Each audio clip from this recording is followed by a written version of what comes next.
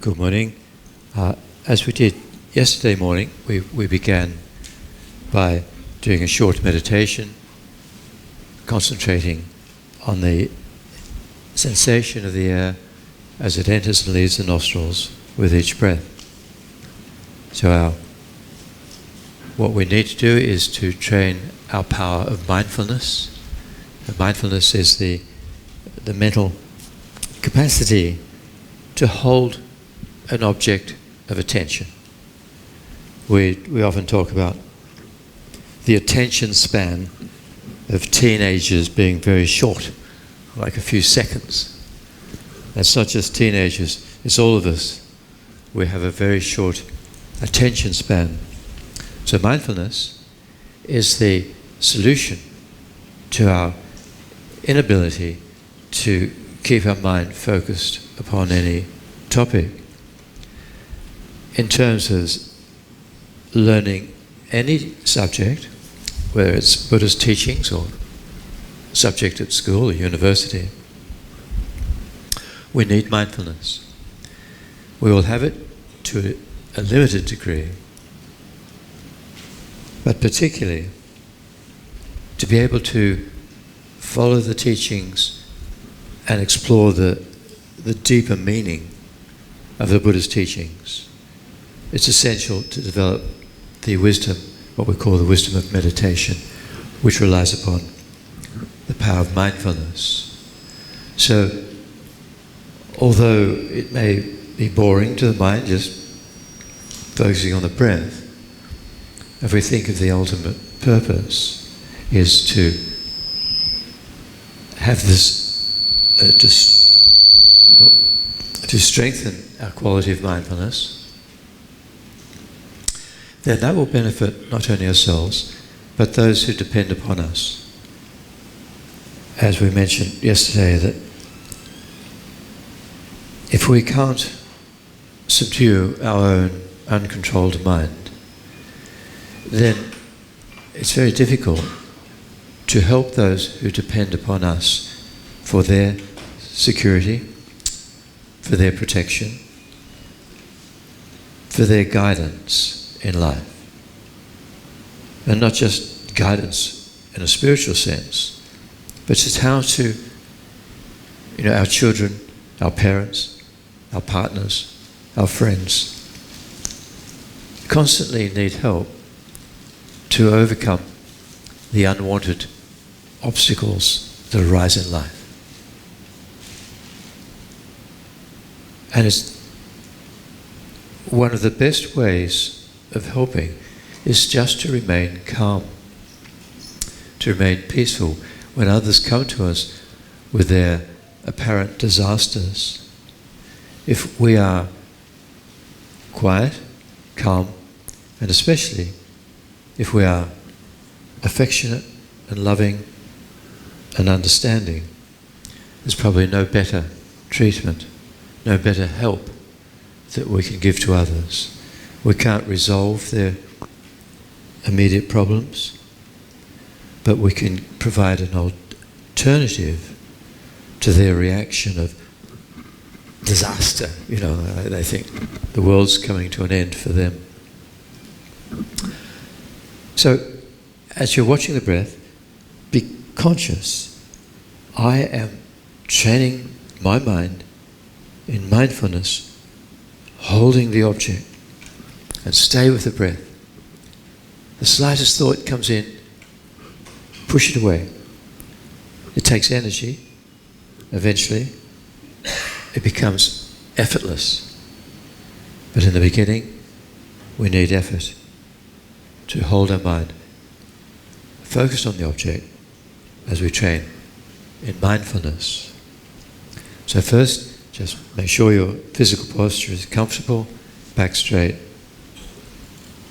Then focus your whole attention on the coming and going of the breath at your nostrils.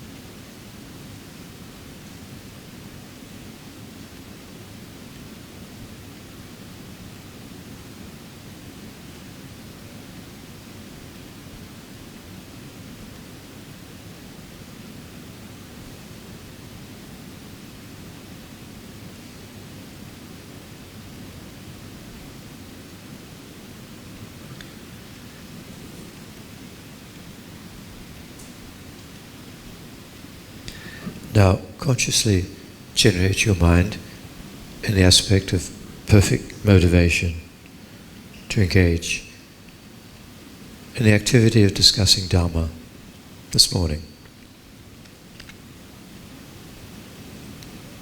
First, think of your Dharma teacher who introduced you to the Buddha's teachings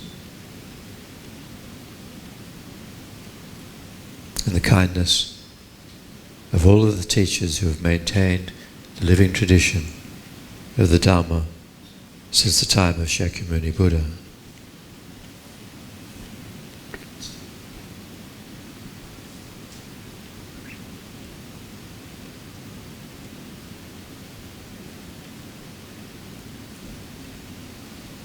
Feel that your mind is manifesting the aspect of refuge in the three jewels, the meaning of which is that you have confidence in an inner direction of how to lead your life.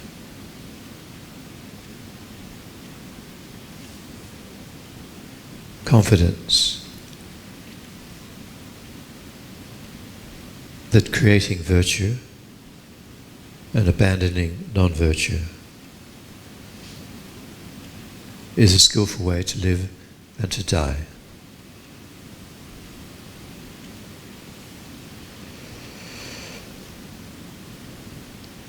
Opposing the self-centered ignorance with its attachment and aversion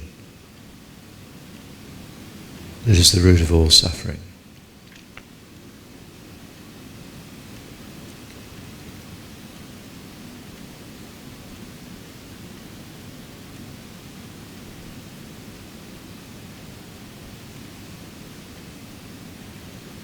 Then think that all other beings are just like you, merely seeking happiness and freedom from suffering, but not knowing the real causes of happiness and suffering. We blindly hurt ourselves and others.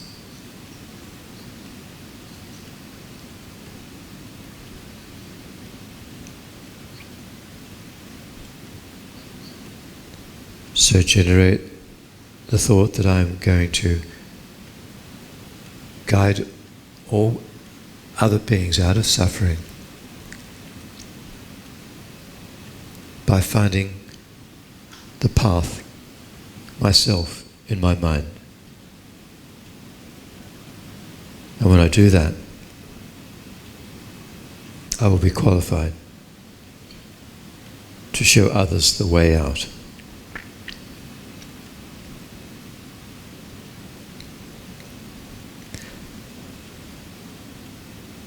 And to achieve that, I'm going to engage in listening and thinking about the meaning of the Buddha's teachings.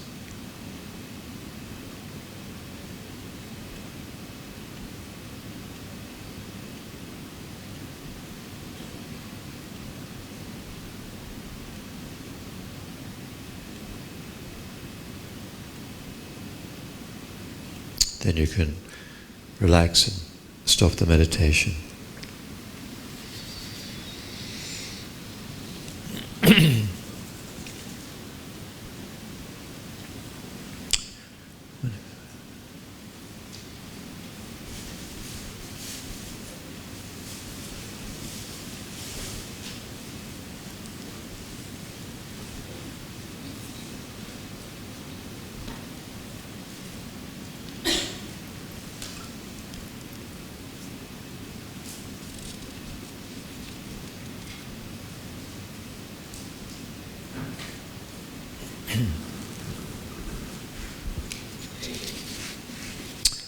Okay, so yesterday we talked in some detail about the nature of the mind, about the three main realms of rebirth within the wheel of life. And then we had a short introduction into the Buddha's presentation of the cyclic nature of existence in terms of the four great periods of probably referring to solar systems, periods of emptiness, period of creation, period of abiding, and the period of destruction. So these four periods indicate the existence of, let's say, our group of sentient beings associated with our solar system in our galaxy. It's not that we always stay in the same group. Since beginningless time, according to different individual karma, then mind streams migrate throughout the universe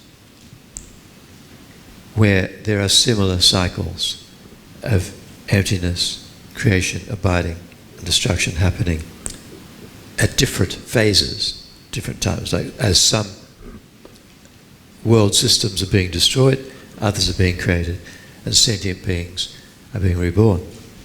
So life, as we know it, is quite similar throughout the universe.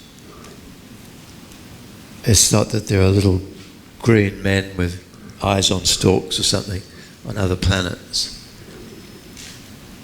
There is a commonality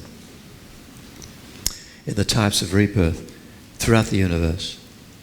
Even in the Abhidhamma, it says that most languages spoken throughout the universe are the roots of the language are the roots of Sanskrit. It's like the universal language. So if the aliens ever come, then if you want to communicate, you should learn Sanskrit.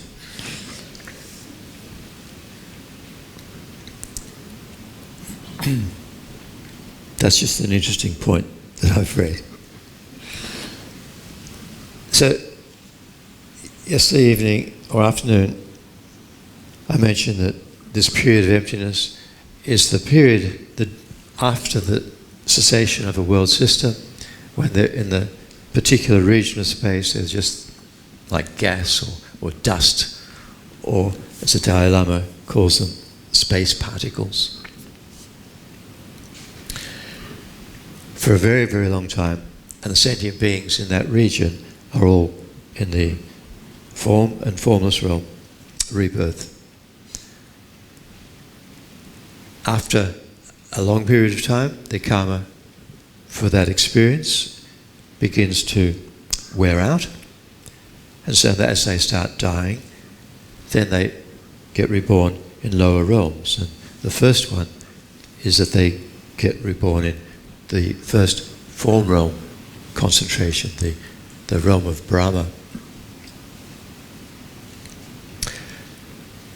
The sign that that's happening is that this wind starts to blow and move the space particles, and so they start to aggregate, come together. And so one enters the period of creation, and that takes an equally long time as a period of emptiness and the creation of the more gross environments as a result of the karma of those sentient beings. So it's the collective karma which causes the evolution of stars and planets and so on, the coarse environments for desire realm existence. During this period of creation, then all of the realms are established, and at the end there is all the environments and the rebirth states are happening. So we come to the beginning of the period of abiding. There's a graph that I've made up from the teachings I received, page 7.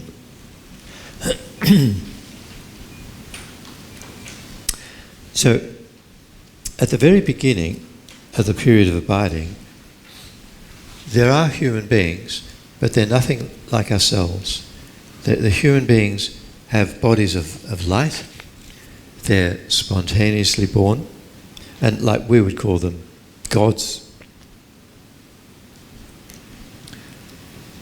They don't partake of any physical food, or they simply survive on the power of concentration and great bliss.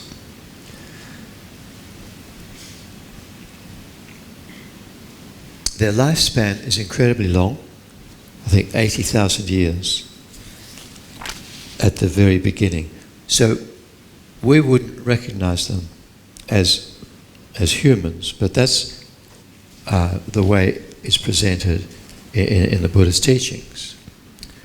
Simultaneously with the existence of these ethereal beings, there is the evolution of animal life as we observe, or we have observed through fossil evidence and so on, and the present types of animals. So, as I mentioned in the notes, the biological theory that life began in a primordial soup of organic compounds where things started to come together and reproduce is quite compatible with the Buddha's teachings. That you have this physical development, and from those very, very early forms of life could have gone in two directions. One, which purely through the power of chemical activity, these primitive organisms evolved towards the whole plant world, the world of plants, which in Buddhist teaching there is no mind directly associated with the bodies of plants. Simultaneously, it's quite,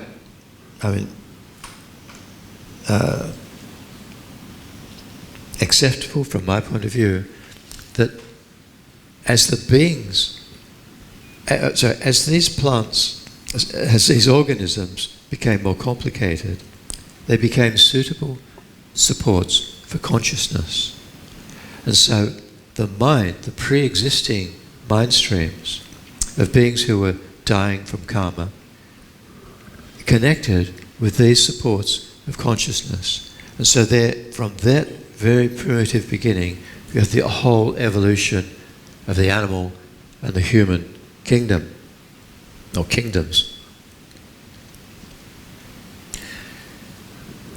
As time passed, and we theorize from the fossil evidence that there appeared the different types of animals, amphibians, reptiles, mammals, etc. And then there are ape-like creatures, and there seems from the evidence there's a whole spectrum of these ape-like creatures where becoming more and more like our type of human, Homo sapiens, which we accept to be our species. So whether one would say that, oh no, this is an animal, that's a human, from the Buddhist point of view, it's just purely a matter of terminology. Their minds were, all animals' minds, have the whole potential that our mind manifests. The only limitation is in the degree of complexity of the nervous system and the brain. I often use the a thought experiment. Einstein was famous for his thought experiments. So, my thought experiment, if you transplant a human mind into the brain of a rabbit, that human mind can only function at the level of a rabbit's mind because of the condition, the supporting condition. the brain.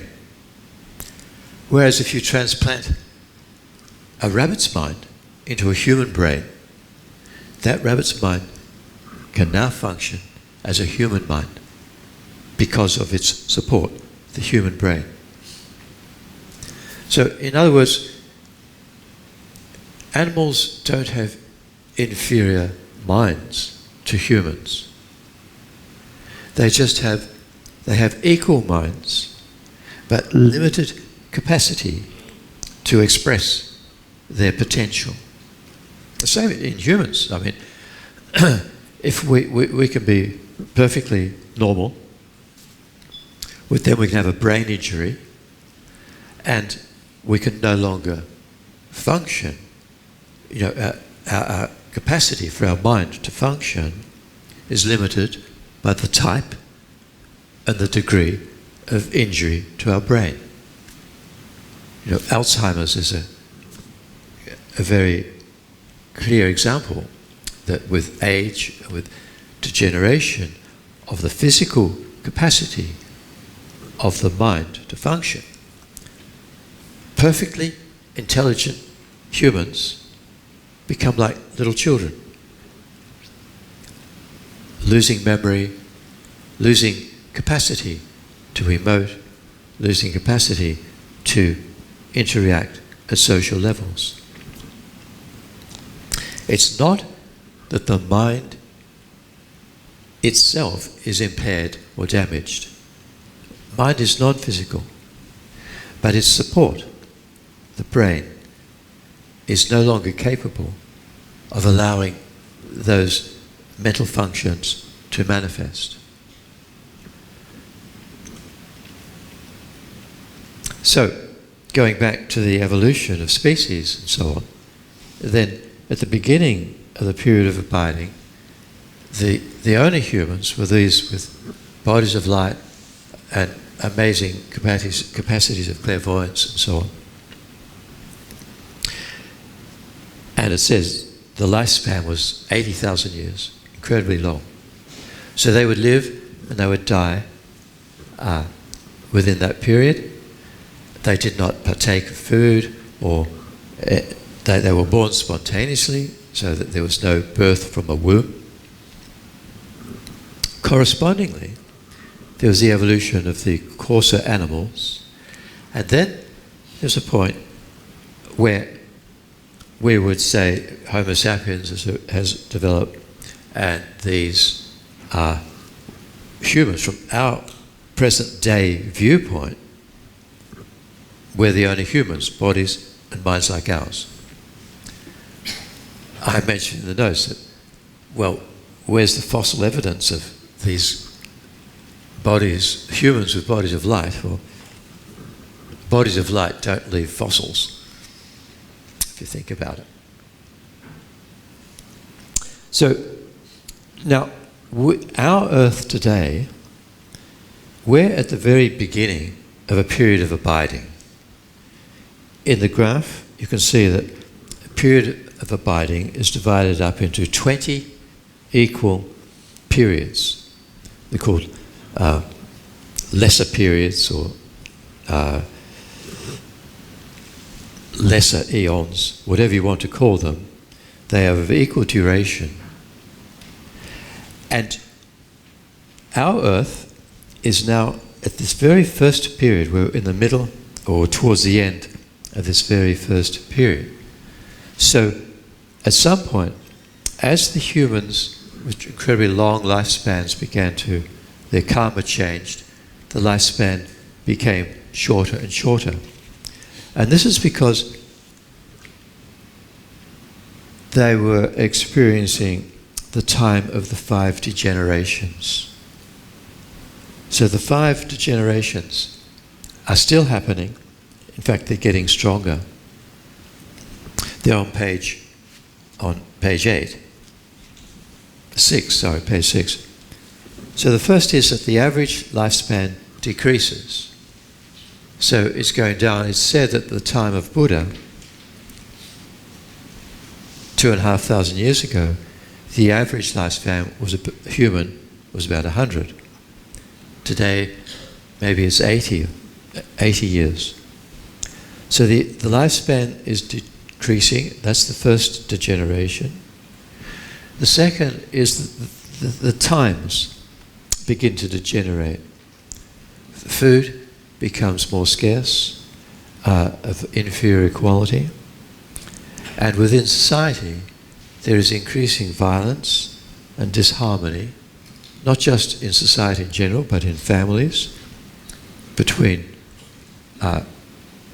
different groups of people, and between nations.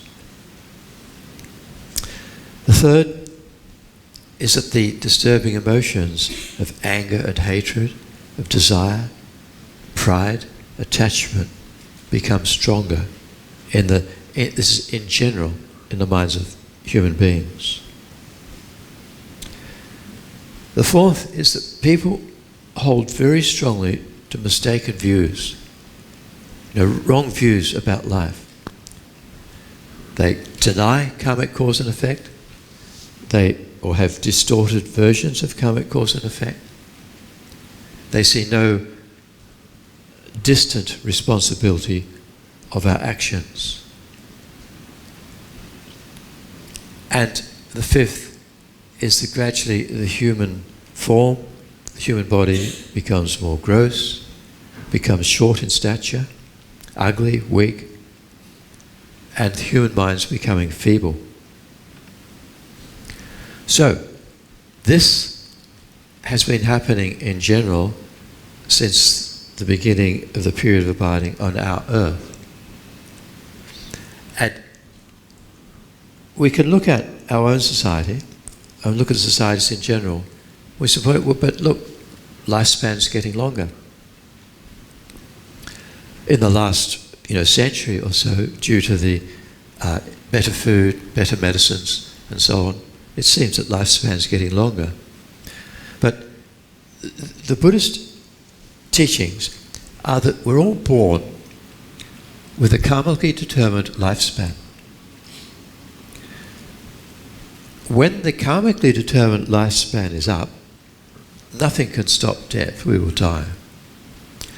But we could die before, due to environmental circumstances, due to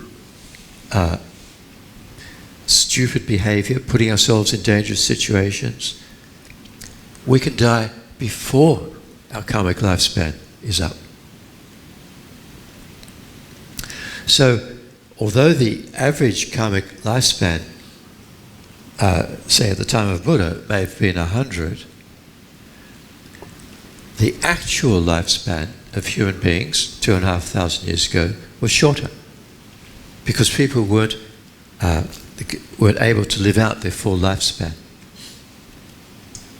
So it's said that as during this degenerate period, the Buddhas appear to turn the wheel of Dharma during the period of degeneration. Because when things are going from good to bad, then people are asking questions. People want to know why. So far in this world, there have been 4 Buddhas who have appeared to turn the wheel of Dharma. I'm not sure if I mentioned the durations, but the first appeared when the lifespan was something like 20,000 years. And then less. That Buddha's teachings were given and they disappeared. And the second Buddha, so the first was the Buddha Kakutsunda, the second was Buddha Kanaka Muni, the third was Buddha Kasyapa, and the fourth was Buddha Shakyamuni. So we still live at a time when Buddha Shakyamuni Buddha's teachings are being practiced and realizations are being achieved by practitioners, but not many. It's getting harder and harder. As Shakyamuni Buddha himself said before he manifested parinirvana, He said, my teachings will last over 10 periods of 500 years, so 5,000 years. During the first 500 years, many people will achieve liberation and enlightenment. The second 500 years, less, but people will achieve levels of the path. The third, even less. The fourth, even less. And we're in the fourth period of 500 years. The last period, he said, my teachings will only be present in books, but nobody will understand the meaning of the books. And prior to that, there will be books and very little understanding. So you see, we are actually at a time when Shakyamuni Buddha's teachings are disappearing from our human society. Incredibly rare to meet a qualified teacher. Incredibly rare to be able to understand what the qualified teacher is saying. And even more rare to have the will, the strength, the courage and determination to put those teachings into practice. Because our society is becoming more and more self-centered, more and more busy. Mere survival is becoming the predominant factor in living. And we're bombarded with mistaken views, different views. Even within Buddhism, there are different groups who disagree with each other, debate, attack. As Buddha said, he said, my teachings will gradually degenerate, and they will be degenerated from inside by the practitioners themselves, who will gain mistaken understanding of the meaning of the teachings, but they will believe that their mistaken understanding is correct, and so they will fight verbally, intellectually, even physically. There will be conflict within the Sangha, the practitioners of Buddha's teachings, and that they will disappear. So this is all predicted. And it's not just Buddhism. You can see in every philosophical system, every major religion in human history has begun in a very apparently pure manner for the benefit of all. But factions have arisen within, and people have started, killing other human beings in the name of God, in the name of their religion. This is reality. So it's happening. Buddha said it's going to happen in Buddhism. This is because of the 5 degenerations. The wrong views are getting stronger and stronger and stronger. People might believe, but no, my view is correct. This is what Buddha said. This is the right way to live. But that belief is mistaken. So we have to be aware that it's happening, not become antagonistic, not take up arms to defend, I am Gelugpa, I am Lama Tsongkhapa. That's not the way.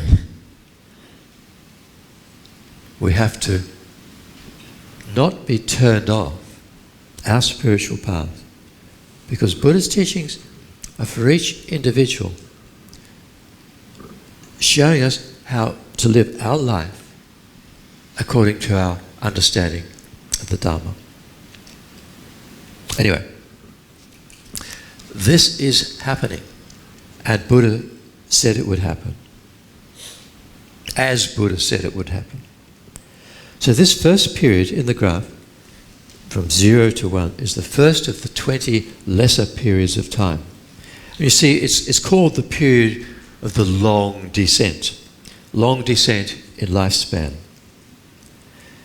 It will end when the average human lifespan will be 10 years old.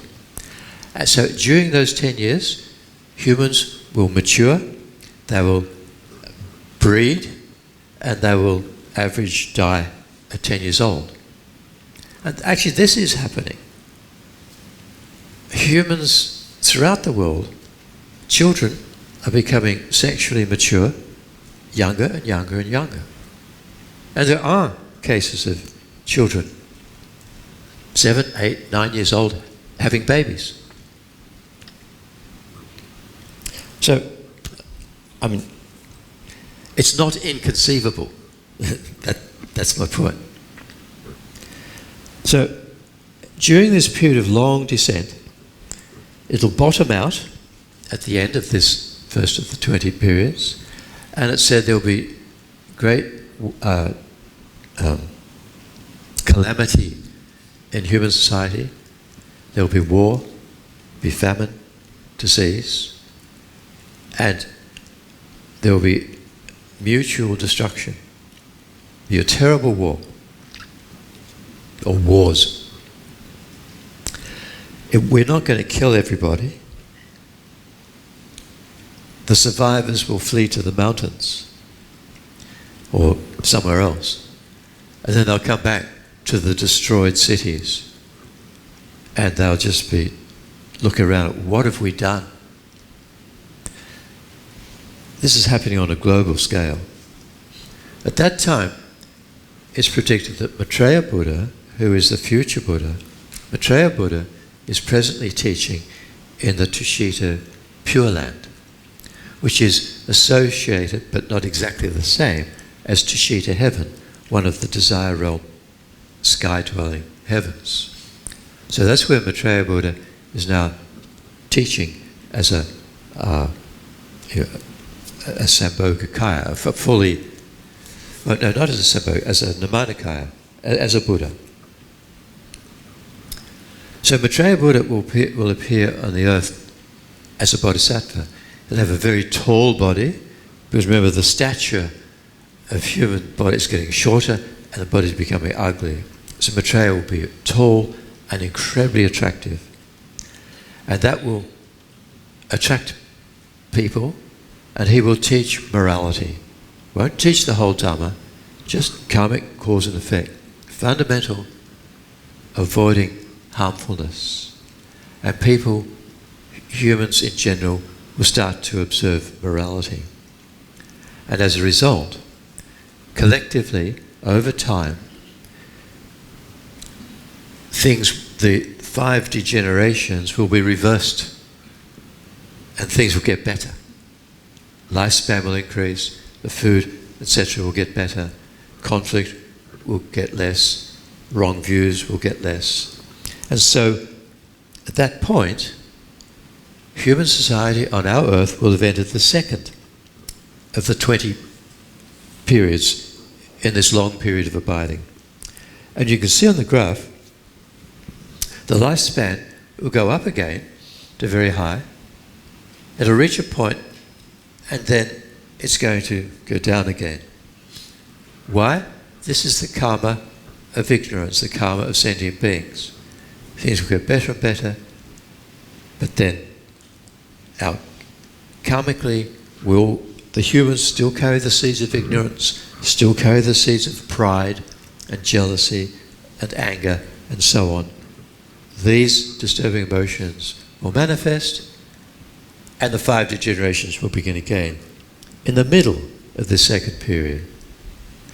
Now, Maitreya will not appear as the next wheel-turning Buddha during that period of increasing lifespan, because things are getting better and better. And people won't listen. I think, hey, life is wonderful. There is no suffering. It's just getting better all the time. A Buddha, any Buddha, can only be effective when things are going from good to worse. And people are starting, wow, they want to know some answers. So it said the Maitreya Buddha will appear during this period of descending lifespan as the 5 degenerations start again. At some time during that period of descent. So Maitreya will be the 5th wheel-turning Buddha. And during the duration of our earth, during subsequent cycles, the 3rd, 4th, 5th, 6th, there are going to be 1,000 wheel-turning Buddhas. The 1,000 arms on Avalokiteshvara symbolize the 1,000 wheel-turning Buddhas who will appear during times of degeneration throughout these 20 cycles of our earth, the period of abiding of our earth.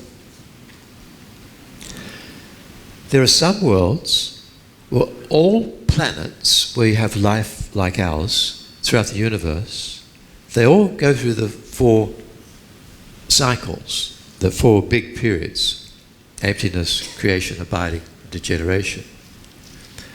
But there are some worlds where during the entire period of abiding, no wheel-turning Buddha will appear because of the collective karma of the humans. There will still be cycles. There will still be bodhisattvas. There will still be practice of morality, and so things getting better, and then degeneration. But there won't be a wheel-turning Buddha who will teach the entire Dharma, indicating how individuals can achieve nirvana, liberation, and enlightenment. Not because the Buddhas can't teach it, it's because the humans in those planets at that time won't have the collective karma to receive the teachings. Of course, individual humans can die from that particular world and be reborn in another planet in the galaxy where there is a wheel-turning Buddha. So it's all, we cannot say, no chance, you lot of hopeless. Individuals can migrate according to their karma throughout the universe. There can be times when in a planet a few Buddhas, not 1,000, but a few or many, the maximum is like 1,000. So our Earth is said to be experiencing a very fortunate period of abiding, where 1,000 Buddhas will appear and turn the wheel of Dharma. Still, they won't all teach the whole Dharma. Shakyamuni Buddha was the first of the 4 to teach Tantra, the Vajrayana. Again, not that the others couldn't, but the humans weren't receptive to the Vajrayana. So Shakyamuni Buddha taught the whole, the Hinayana, the Mahayana, including the Vajrayana. The 11th Buddha, the 11th wheel-turning Buddha, will also teach Vajrayana. And that will be the mind stream that we call Lama Tsongkhapa. Lama Tsongkhapa is now a Buddha teaching Dharma in a Pure Land, a Sambhogakaya. So that mind stream will manifest as the 11th wheel-turning Buddha on this earth and teach the Vajrayana. Then none of the remaining 990 Buddhas, or something like that, none of them will teach Vajrayana until the very last, the 1,000th, who will summarize all the teachings. So only 3 of the 1,000 Buddhas will actually teach the Vajrayana. Think about that. How rare it is to receive the Vajrayana teachings, and how important it is, because actually, ultimately, in the Mahayana path, one generates bodhicitta on the sutra path.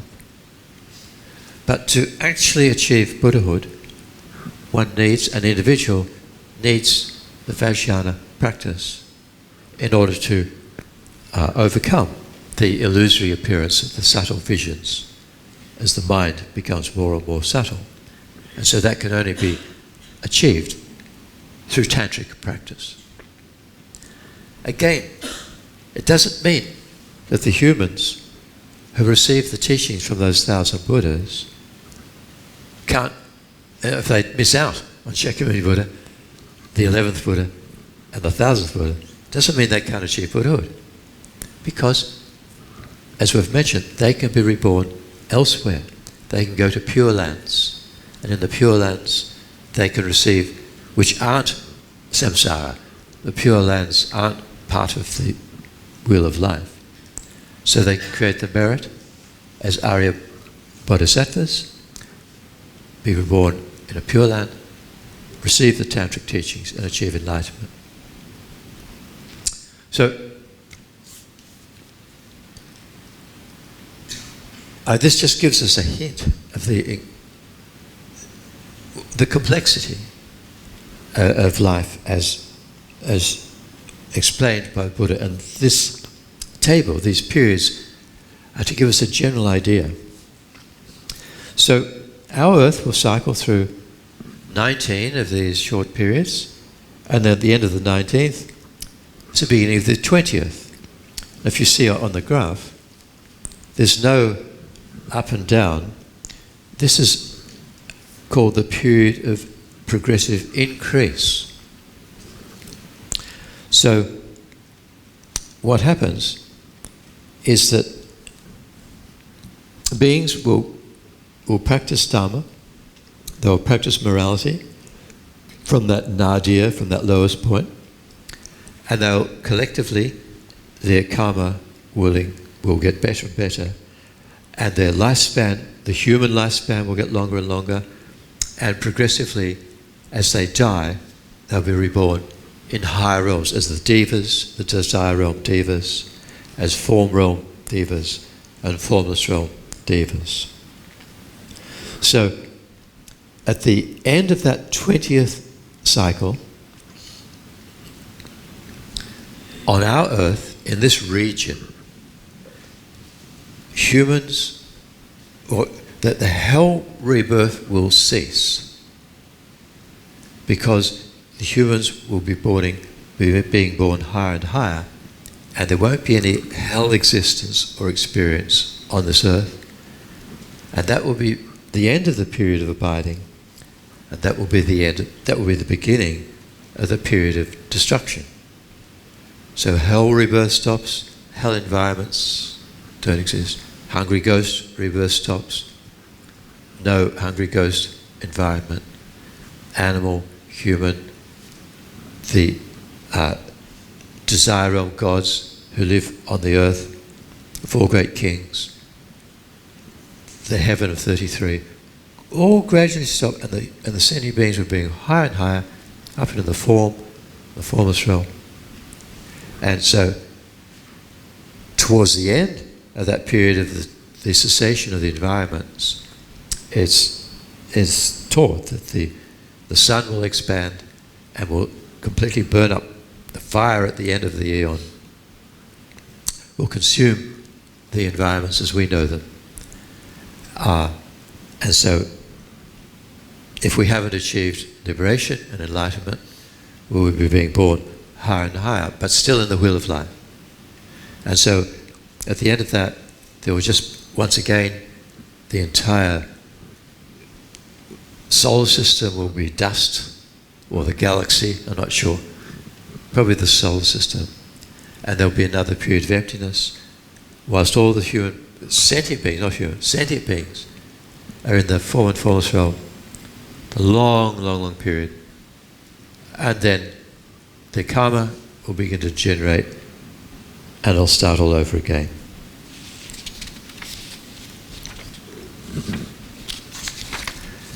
So that is the presentation of the cycle of the universe. Before we move on, do you have any discussion about that? This is the teaching I received from Geshe Japa Techok at Nalanda Monastery. Yeah. So where do the pure lens fit within this? When? How does the pure lens fit in this? How does the Pure Land fit in? Yeah, like you've got all these pure lens that you just mentioned. Well, so the bodhicitta is the primary cause of Buddhahood. Right? And bodhicitta is the altruistic determination to release all beings from suffering. And so, through bodhicitta, the bodhisattva accumulates vast merit on the path. And through practice, accumulates vast wisdom. So, the attainment of Buddhahood is achieved with the completion of the two accumulations of wisdom and of merit. The accumulation of wisdom is a primary cause for attaining the Dharmakaya, the omniscient wisdom mind of Buddhahood. The accumulation of merit is the primary cause primary cause for attainment of the body, the physical body of a Buddha. So the physical body has two aspects. There's what we call the bliss body or the enjoyment body, the Sambhogakaya. The secondary cause for the Sambhogakaya is the accumulation of wisdom. And the secondary cause for the Dharmakaya, the omniscient mind of Buddhahood, is the accumulation of merit. And so the primary and secondary operating. A Sambhogakaya aspect of the Buddha, you see with the crowns and the ornaments, very detailed appearance. Simultaneously, due to that accumulation of merit, each Buddha creates his or her pure land, an environment where Arya Bodhisattvas can be not reborn through karma, but reborn through the accumulation of merit and prayer. They can be reborn there, and the Buddha, in the Sambhogakaya aspect, teaches the Dharma, and they can achieve enlightenment in that pure land. That's Arya Bodhisattvas, means Bodhisattvas who have realized emptiness. But they're also your directly realized emptiness. But there are also other beings who have not directly realized emptiness. They may be bodhisattvas, even practitioners who are not bodhisattvas on Hinayana path. So, depending upon their individual aspirations, their individual capacities,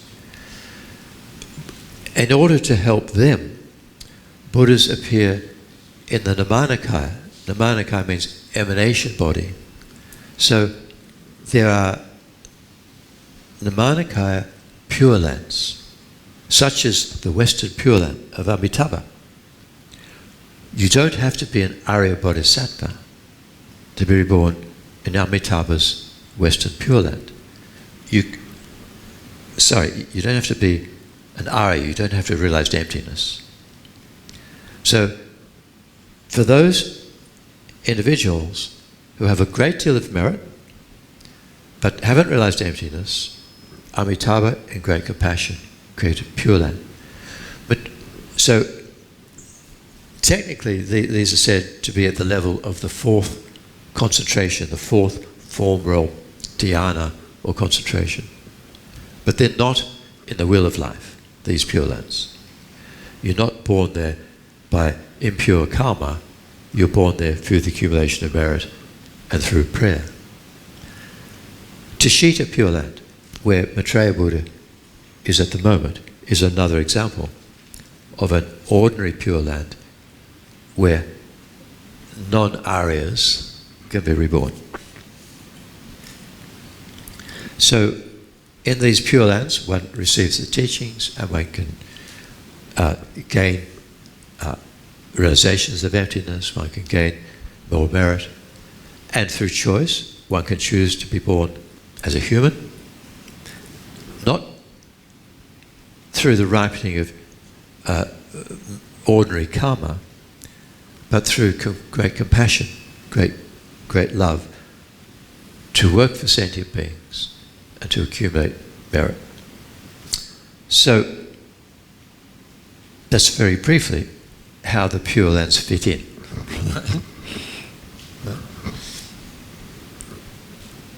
Yeah.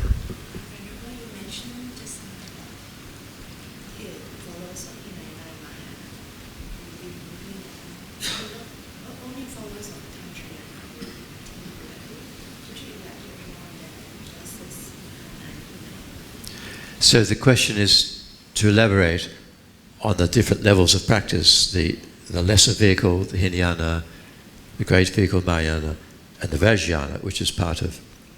Yeah, doesn't mean that. Right. Hinayana and Sure. Well, of course, Buddha taught all levels. And in general, to the groups of people that Buddha taught in India at the time, there were those whose capacity, whose general capacity was just to seek liberation, nirvana, the lesser vehicle. Then there are those whose capacity was greater, and Buddha taught the Mahayana, the Bodhisattva's vehicle. Then there were those whose capacities were very rare, who were capable of receiving the Vajrayana teaching. So Buddha manifesting as Vajradhara, not as the ordinary aspect of Shakyamuni, but as Vajradhara taught the Vajrayana. So this is in general.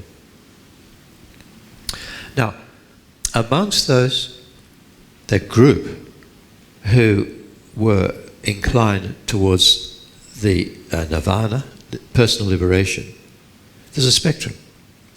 And there are individuals who are very close to generating the Mahayana attitude, the altruistic thought to achieve enlightenment for others. And so they could generate bodhicitta. Instead of entering nirvana, they achieve great realizations and they generate bodhicitta, and so they enter Mahayana path. And similarly, with those who receive the Mahayana teachings, in general, there were those who were aspiring to achieve enlightenment, but they weren't all capable of understanding and practicing the Vajrayana. But some of those, as their mind developed on the path, they became more and more capable, and so were able to receive the Vajrayana teachings. Now, to actually achieve Buddhahood, to achieve nirvana, we have to abandon the obscurations to liberation. So that is the afflictions, ignorance, anger, attachment, and so on, and their seeds. And in the process, we will destroy karma created by those disturbing minds. To achieve Buddhahood, one has to abandon those obscurations to liberation, but one also has to abandon the obscurations to omniscience, the obscurations to all-knowing. So a Hinayana practitioner achieves nirvana. They have achieved the obscurations in their mind to liberation, but they still have the non-afflictive obscurations to omniscience. This doesn't prevent them from achieving nirvana, but it prevents them from achieving Buddhahood. They will remain, in general, in blissful nirvana for eons of time until a Buddha will recognize that their minds are ripe and will awaken them from their samadhi, will say, your suffering has come to an end. but suffering still exists in the world. And instantaneously, this realization will come, and they'll generate bodhicitta, and they'll enter the bodhisattva's path. So there is only one final vehicle, and that's Buddhahood. Now, the Vajrayana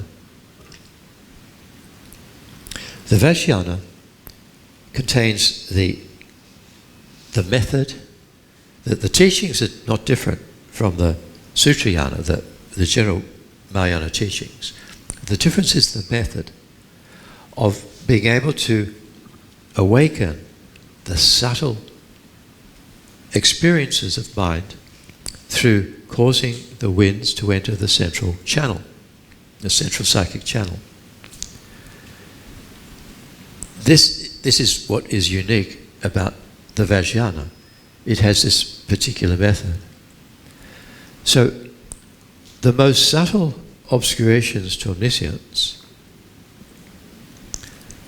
are associated with the subtle visions of the winds that occur when the winds are in the central channel. Those visions still appear to exist inherently. And that is the most subtle obscuration to omniscience. To eliminate that most subtle obscuration to omniscience, one has to generate the vision through the tantric practice. Then one has to recognize this subtle appearance of inherent existence of those subtle visions, and then one extinguishes that subtle appearance through incredibly powerful meditation on emptiness. The direct realization of emptiness is the true path. That is the path which destroys the obscurations to liberation, and it destroys the obscurations to omniscience. So even a bodhisattva who follows just the sutra path, like Shakyamuni Buddha demonstrated. Shakyamuni Buddha, in his life, the 12 activities of his life, he demonstrated the attainment of enlightenment under the Bodhi tree in Bodh Gaya. So it's taught, Geshe Chetok taught, that without any overt Vajrayana practice, when Buddha sat beneath the Bodhi tree and his mind entered the more and more subtle levels, in the Samadhi, Manjushri appeared to Buddha, the Manjushri, the embodiment of wisdom, gave empowerment to Shakyamuni Buddha's mind. And so in that same evening, like evening, midnight, morning, as Buddha was under the Bodhi tree, Shakyamuni Buddha brought an end to the subtle appearance of inherent existence of those subtle visions and achieved Buddhahood. It is only through the Vajrayana that one can do that, because it's only through the Vajrayana that one can manifest these subtle visions of the winds in the central channel. So that's why any individual needs to eventually practice Vajrayana to actually achieve Buddhahood. Yeah. During the period of life, in the last period, Sorry, during the last period of life, the 20th, you say that all the session period will go for higher and higher results. But if the session period still have the karmas or being born in the hell, you will still be born in the solar. yeah. So during this the 20th period, as things are getting better and hell environments are ceasing because rebirth is not happening, yes, the sentient beings, even though they're being born higher and higher, they still carry karmic potentials to be born in the hells. But the strongest potentials are to be born in higher and higher places. So even they're in the form and formless realm, gods, no gross suffering at all, still at those levels, they do carry karmic potencies to be born in all 6 realms of samsara.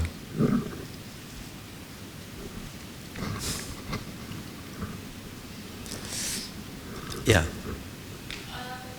The period of this 20 intervals, right? How does this compare to the 3 countless eons? What So- perspective of that? So I didn't quite catch. I'm going deaf. It's another sign of old age. Degeneration. They say 3 countless eons. 3 countless. What perspective with respect to these 20 Okay. The 3 count. years are we talking about? I see. When we say on the sutra path, it takes a bodhisattva 3 countless great eons to achieve the goal of enlightenment. A countless great eon is much, much longer than these eons in this graph. I can't remember the figures, I had it somewhere, but it is much longer to follow the bodhisattva's path.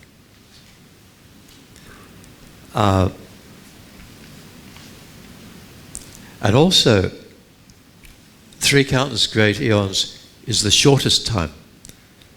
It can take longer, but that's the shortest. It is incredibly long. We might think, well, what hope have we got? Well, I think it was Pabonka Rinpoche in Liberation of the Palm of the Hand. I think he says that it takes much, much longer than 3 countless great eons to get out of the 3 lower realms and be born human. So we've been in those 3 lower realms, which means that our path is almost finished, even if we're just beginning the Bodhisattva's path. Because we have been animals, hungry ghosts and hell beings for an unbelievably long time. And now we're human. I mean, we are so fortunate to be human. We don't realize the prayer, the pure morality, the generosity, all of the perfections we have practiced so strongly to be where we are now today. This human body, and in a situation of having met the Mahayana teachings, qualified teachers, and to be able to discuss Dhamma as we are this morning. We're nearly there.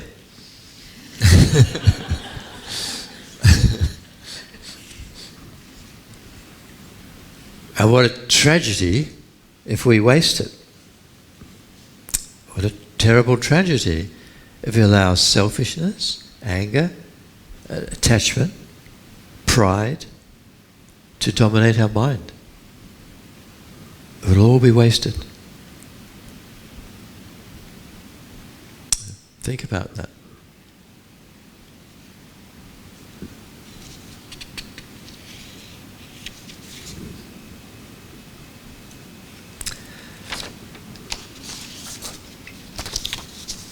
Now, we're going to go from this point now, after lunch, into a deeper investigation of the mind. There'll be some more notes, a few more pages. I'm sure you've had these teachings before on the minds and the 51 mental factors, but just to help you, there are a few pages explaining the 51 mental factors and the major minds. So that topic will be discussed this afternoon, and I think that they're printing out the pages now, or the file will be available if you want to have it on your screen. The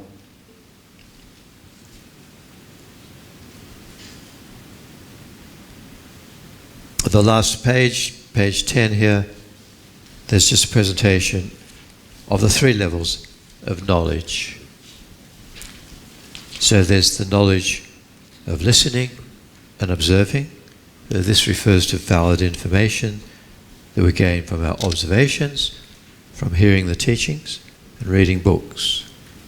So this initial knowledge is correct, but it's just at a level of belief.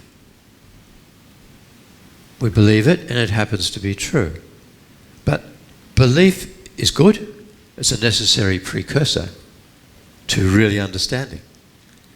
But we can be talked out of our belief by somebody with a clever but distorted mind. So belief is a good beginning, but we need more. And that's the second one, the knowledge of analysis. So this knowledge is through logic. We logically question and investigate the teachings. And when we can see that something is true, not just because the book says it's true, but we understand the logical signs which prove it's true, then we gain the intellectual understanding that's unshakable, because we know the logics that establish this as fact. So nobody can talk us out of it. That's good, but that itself is not enough. If we're referring to emptiness, the understanding of emptiness, the intellectual, inferential knowledge of emptiness is not powerful enough to eradicate the innate self-grasping ignorance, which is the root of our problems. We need to improve our knowledge to the 3rd level, the knowledge of meditation.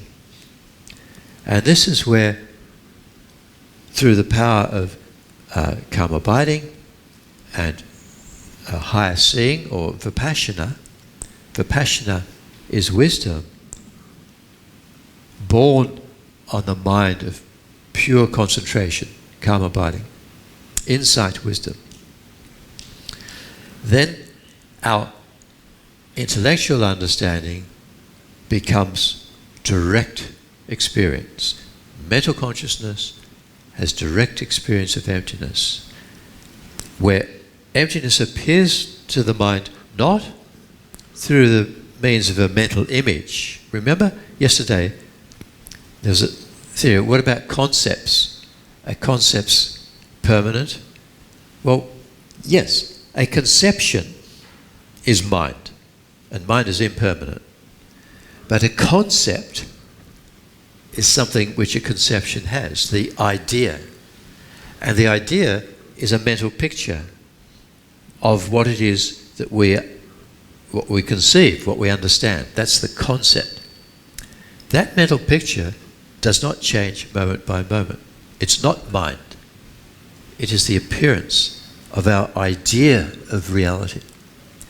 But there is an element of confusion in that conception confuses our idea of reality with reality itself.